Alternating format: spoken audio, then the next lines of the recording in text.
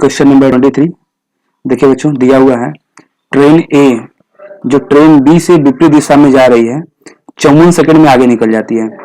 ठीक है, आगे दिया हुआ है जिसकी लंबाई ए से दुगनी है और ट्रेन ए से आधी गति पर चल रही है। विपरीत दिशा में जाने वाली ट्रेन ए एक दूसरी ट्रेन सी को 20 सेकंड में पार करती है जिसकी गति ट्रेन ए से दुगनी है।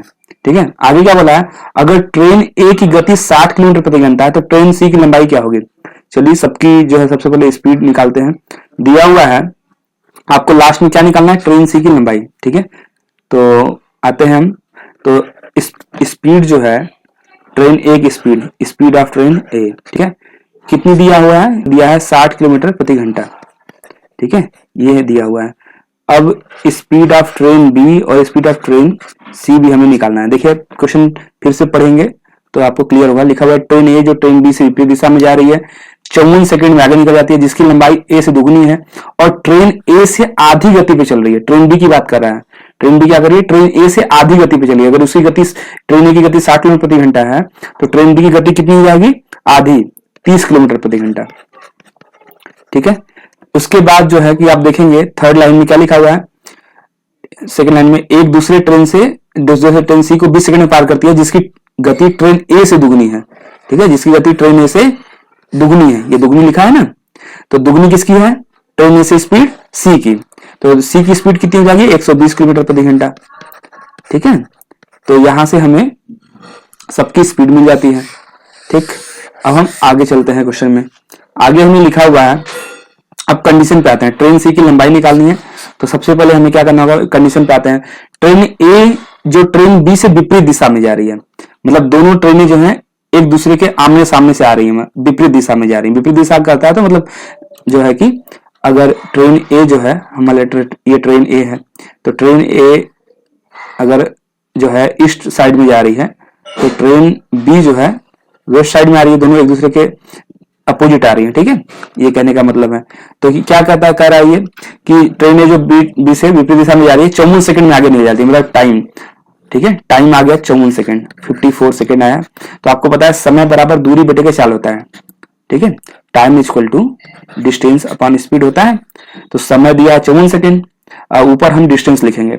डिस्टेंस हमारा कितना है, डिस्टेंस हम ट्रेन ए ट्रेन बी को पार कर रही है, मतलब जब ट्रेन ए ट्रेन बी को क्रॉस करेगी तो आपको पता है कि जो डिस्टेंस वो ट्रेवल करेंगे, जो डिस्टेंस और दूरी तय करेंगे, तो वो दोनों एक दूसरे की लंबाई की दूरी जो है कवर करेंगे। ठीक है, तो दोनों ट्रेनों की लंबाई जो है कि ही दूरी होगी, दोनों ट्रेनों की लंबाई का योग। तो ट्रेन ए की लंबाई, ठीक है, हाँ, अब देखिए इसके लिए हमें जो है क्या लिखना होगा, चलिए आप लिख लेते हैं length of train A plus length of train B. ठीक है, ये दोनों ट्रेन की लंबाई हो गई बटे दोनों ट्रेनों की चाल। ठीक है, तो दोनों ट्रेनों की चाल क्या है, दोनों ट्रेनों की चाल समय बराबर दूरी बटे चाल, चाल लिखेंगे। तो आपको पता है चाल क्या होगा, जब दोनों ट्रेनें आमने सामने से आ रही हैं तो दोनों ट्रेनों का जो स्पीड है वो सम हो जाएगा। ठीक है, स्पीड क्या होगा, दोनों का जो है जुड़ जाएगा। तो ट्रेन ए का स्पीड 60 है और ट्रेन का बी का स्पीड 30 किलोमीटर प्रति घंटा है, तो दोनों जब ऐड हो जाएगा तो 90 किलोमीटर प्रति घंटा हो जाएगा। और आपको पता है कि ये 54 सेकंड दिया हुआ है, ये 54 सेकंड में है और ट्रेन ए की लंबाई बी की लंबाई भी जो है मीटर में ही होगी। तो इसको जो है हम मीटर प्रति सेकंड में चाल को चेंज कर लेते हैं। 90 गुणे मीटर प्रति सेकंड चेंज क्या करते हैं, 5/18 से मल्टीप्लाई करते हैं। ठीक है, तो काट लेते हैं, आपका आ जाएगा 25। ठीक है, तो इसका मतलब कि आपका आ गया train A plus length of train a, इसको मैं लिख देता हूं ऊपर, तो length of train A plus length of train b कितना मिल गया, 54 गुणे के 25, 54 54 इंटू 25, और 54 में 25 से गुणा करना है तो कर लीजिए, कितना आ जाएगा, ये आपका आ जाएगा 25 चौके 100, जीरो हाथ लगा 10, 25 5 125 और 135। ठीक है, मतलब दोनों ट्रेनों की लंबाई कितनी आ गई, दोनों ट्रेनों की लंबाई आ गई आपकी, ठीक है, दोनों 1350 मीटर में आएगा। ठीक है, क्योंकि हमने मीटर प्रति सेकंड में चाल है, तो दोनों ट्रेनों की लंबाई आ गई आपकी length of train A plus length of train B. ठीक है, तो यह पता चल चुका है। आगे क्या बोला है कंडीशन, फिर से पढ़िए स्टेटमेंट को। ट्रेन ए जो ट्रेन बी से विपरीत दिशा में जा रही है 54 सेकंड में आगे निकल रही है, जिसकी लंबाई ए से दुगनी है। अब देखिए यहाँ पे एक और कंडीशन दिया था, जिसकी लंबाई ए से दुगनी है, मतलब ट्रेन बी की जो लंबाई है, जो ट्रेन बी की लंबाई है वो ट्रेन ए से दुगनी है। मतलब लेंथ ऑफ ट्रेन ए, अगर हम इसको हमें बराबर करना है लेंथ ऑफ ट्रेन बी, तो आपको पता है कि ट्रेन ए की जो लंबाई है बी से दुगनी है, नहीं जिसकी लंबाई ए से दुगनी है, मतलब ट्रेन बी की जो लंबाई है ए से दुगनी है। अगर ट्रेन बी की लंबाई दुगनी है तो हमें ट्रेन ए की लंबाई में 2 से गुणा करना पड़ेगा। तो हम ये कह सकते हैं कि 2 into length of train A equal to कितना हो जाएगा, लेंथ ऑफ ट्रेन बी। साफ साफ बोला हुआ है कि 54 सेकंड में आगे निकल रही है और जिसकी लंबाई ए से दुगनी है। अगर ट्रेन बी की लंबाई ए से दुगनी है तो ट्रेन ए की लंबाई को 2 से गुणा करेंगे तभी बराबर बनेगा। तो ट्रेन यहाँ पे हम जो है लेंथ ऑफ ट्रेन बी, यहाँ पे जो लिखा हुआ है, ये लिखा है ना लेंथ ऑफ ट्रेन बी, तो लेंथ ऑफ ट्रेन बी की जगह पे हम 2 इंटू लेंथ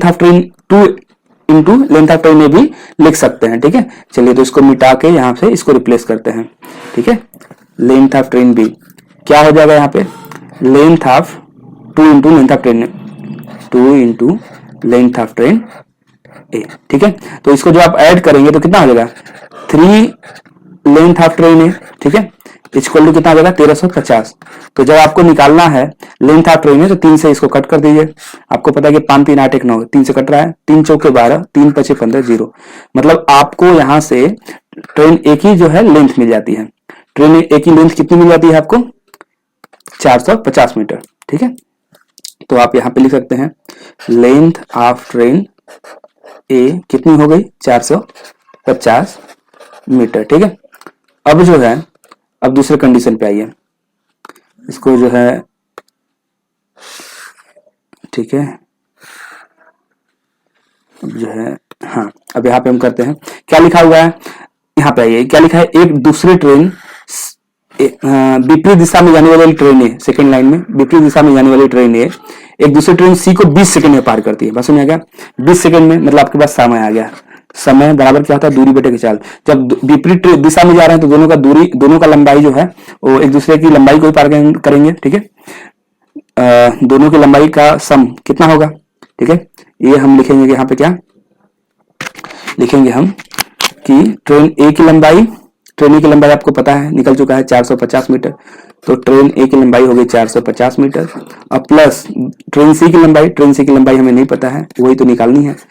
ये हो जाएगा समय बराबर दूरी बटे के चाल, नीचे हम चाल लिखेंगे। अब जो अगर दोनों ट्रेन ए और ट्रेन सी हैं तो दोनों का चाल क्या हो जाएगा, सम हो जाएगा। अगर आमने सामने से मतलब विपरीत दिशा से होंगी तो उनका जो है चाल जो है जुड़ जाएगा, और अगर एक ही दिशा में जा रही हैं तो उनका चाल जो आपस में घट जाता है। आमने सामने विपरीत दिशा में तो उनका चाल आपस में जुड़ जाता है।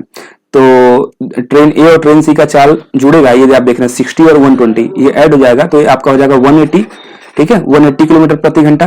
और ये आपको पता है कि 20 सेकंड है और ये मीटर में है, तो इसको भी हमें मीटर प्रति सेकंड में चेंज करना पड़ेगा। इसको हमें 5/18 से मल्टीप्लाई करना पड़ेगा। 18 से मल्टीप्लाई करें, 18 से कट करेंगे, डिवाइड करें 180 को, तो ये 50 आ जाएगा नीचे, और 50 से मल्टीप्लाई हो जाएगा 20, राइट हैंड साइड जाएगा तो ये 50 से मल्टीप्लाई हो जाएगा। तो आपका कितना आ जाएगा 50 × 20 मतलब 1000 आ गया। अब बराबर 450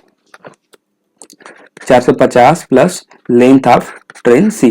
तो लेंथ ऑफ ट्रेन सी निकालनी है आपको, तो 450 लेफ्ट हैंड साइड जाएगा, माइनस हो जाएगा, आपका आ जाएगा 550।